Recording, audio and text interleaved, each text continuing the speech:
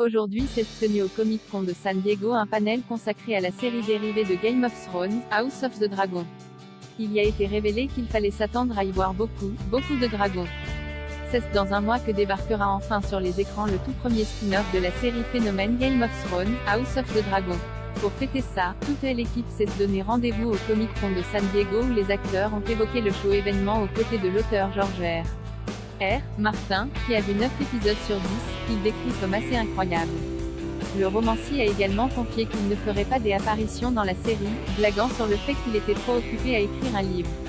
Il s'agit évidemment de The Winds of Winter, 6e tome de la saga du Trône de Fer, en cours d'écriture depuis plus de 10 ans maintenant. Les Targaryens au sommet centré sur la famille Targaryen 200 ans avant les événements de Game of Thrones, House of the Dragon montrera la bataille de plusieurs membres du clan pour succéder au roi Viserys, Paddy Considine, sur le fameux trône, qui de son frère, le prince Daemon Targaryen, Matt Smith, ou de sa fille, la princesse Rhaenyra Targaryen, Emma Darcy, aura cet honneur.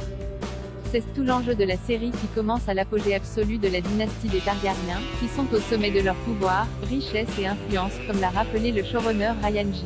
Condal. Surtout, ils ont le plus de dragons qu'ils n'ont jamais eu, a-t-il précisé, avant de divulguer leur nombre, 17, avec chacun un look et une personnalité unique.